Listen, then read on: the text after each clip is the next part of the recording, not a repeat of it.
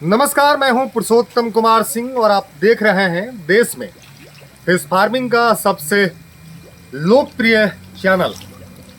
इस वीडियो में आपको जानकारी देंगे कि सिंघी मछली का पालन चाहे आप बायोफ्लॉक में करना चाहते हो या अपने तालाब में करना चाहते हो या कर रहे हो, तो आपको मामूली कुछ चीज़ों का ख्याल रखना बेहद ज़रूरी है। क्योंकि अगर शुरुआत में इन चीज़ों का ख्याल नहीं रखेंगे तो आमदनी तो छोड़िए, नुकसान के भागी बनेंगे, वो भी उस मछली में जिसका मार्केट वैल्यू बहुत बढ़िया है, पालन करना आसान है और सिंघी के मीट का जो टेस्ट है या टेक्सचर जिसको आप कहते हैं बेहतरीन है।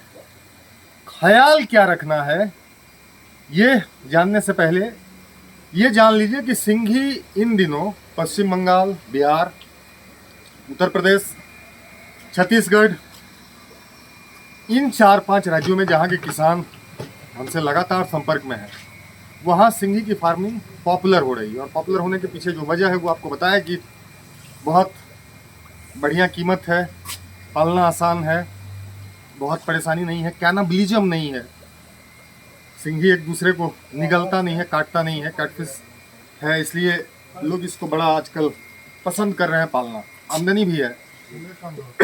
लेकिन अगर आप ख्याल नहीं रखेंगे ना, शुरुआत में जब फार्मिंग आप सिंघी का कर रहे हैं तो आपको अपनी गलती का एहसास होगा 6 महीने बाद या 7 महीने बाद, जब आप फार्मिंग का जो साइकिल है आपका वो ख़त्म हो जाएगा। तब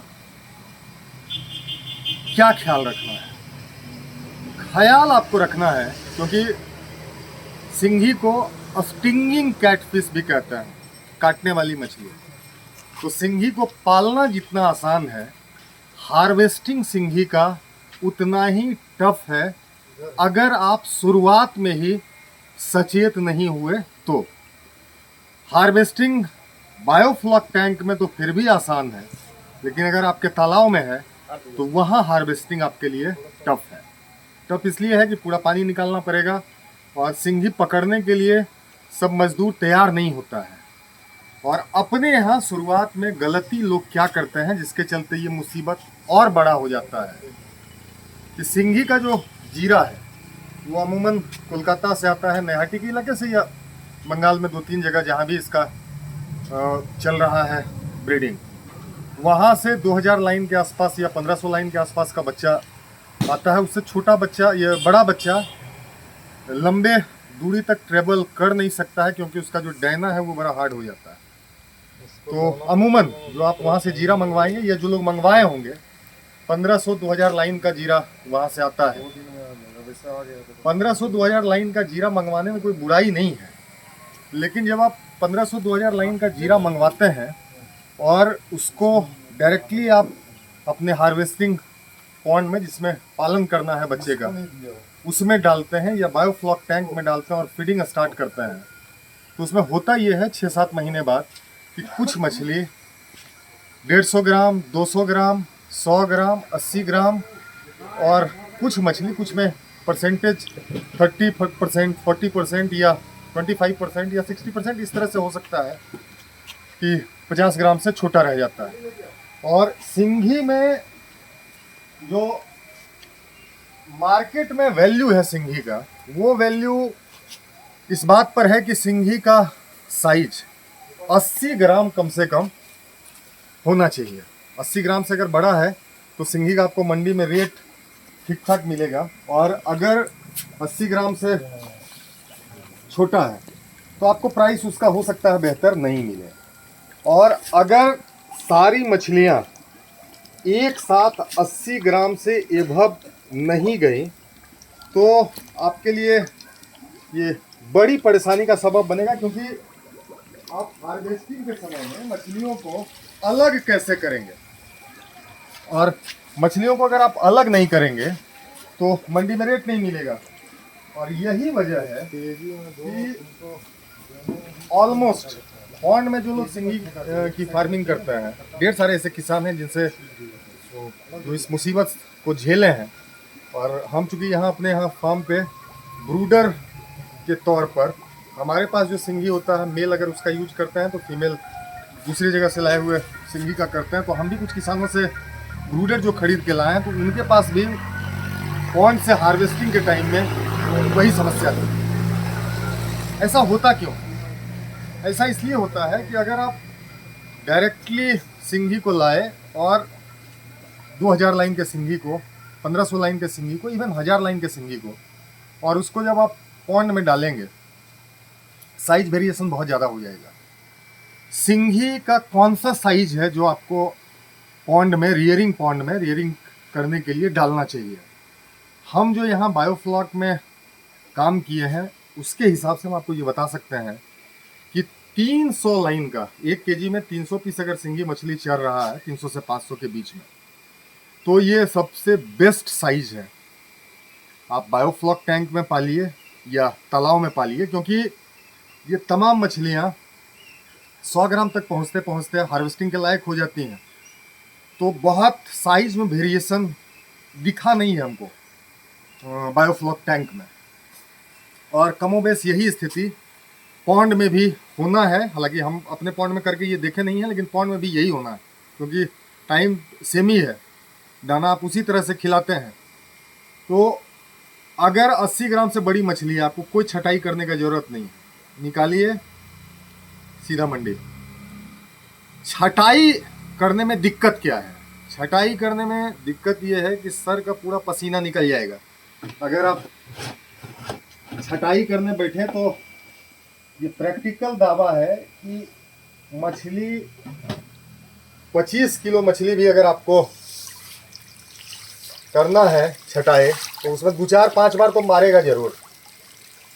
और कोई आपका लेबर करने के लिए ये तैयार, तालाब में तो कम से कम बड़ी मुश्किल से लोग मिलते हैं, इसमें तो फिर भी आप कर लीजिएगा। और वो करने की ज़रूरत क्यों?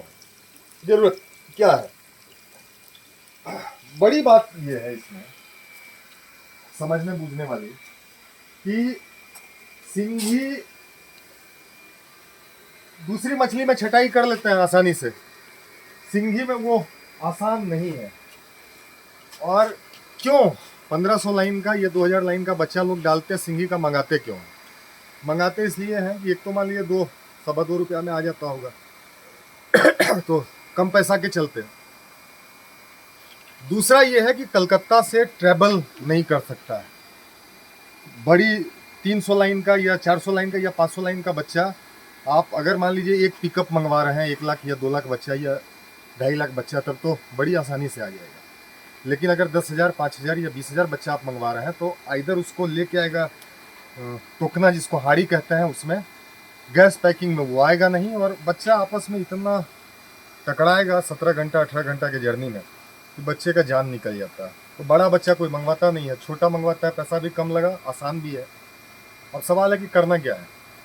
करना ये है कि अगर 300-500 लाइन का सिंघी का बच्चा अवेलेबल है, उसका इस्तेमाल करके देखिए। भले आपको जहाँ 20,000 बच्चा लेना है 10,000 बच्चा लीजिए। 3, 3.5, 4 अगर 300 लाइन का बच्चा होगा तो आपको 5 रुपये में मिल जाएगा। 400 लाइन का, 500 लाइन का बच्चा होगा तो उस हिसाब से रेट ₹8 कम बेसी करके आपको मिल सकता है। नहीं, अगर मान लीजिए 2000 लाइन का ही बच्चा आपको मिला है या 1500 लाइन का ही बच्चा मिला है, तो उसको कम से कम रख के 1.5-2 महीना बड़ा कर लीजिए और उसका ग्रेडिंग कर लीजिए। ग्रेडिंग करने के लिए ग्रेडिंग नेट आता है, जो हमारे यहाँ फार्म पे है, वो आपको कभी दिखाएंगे। तो ग्रेडिंग कर लीजिए, और ग्रेडिंग करने के बाद एक साइज का बच्चा जो रियरिंग पॉन्ड है या रियरिंग टैंक है बायोफ्लॉक का, उसमें डालिए। वो आपको बेहतरीन रिजल्ट देगा। एक बार करके देखिए, तब आपको ये समझ में आएगा कि ये मामूली सी जानकारी इसमें है, लेकिन ये है बड़ा मज़ेदार। ये मज़ेदार जानकारी है और बहुत लाभ आपको इसमें मिलने वाला है। ये करने से दाना उस डब्बा में ख़त्म है, बगल वाले डब्बा से थोड़ा निकालना है। यही है, यही बताना चाह रहे थे आपको। और सिंघी कि फार्मिंग है मज़ेदार, ये आप समझिए और करिए। फार्मिंग जो लोग कर रहे होंगे वो अगर इस चीज़ को अपनाएंगे तो उनको लाभ ज़रूर होगा। फिर किसी दूसरे वीडियो में ये बेहद प्रैक्टिकल चीज़ बताएंगे आपको।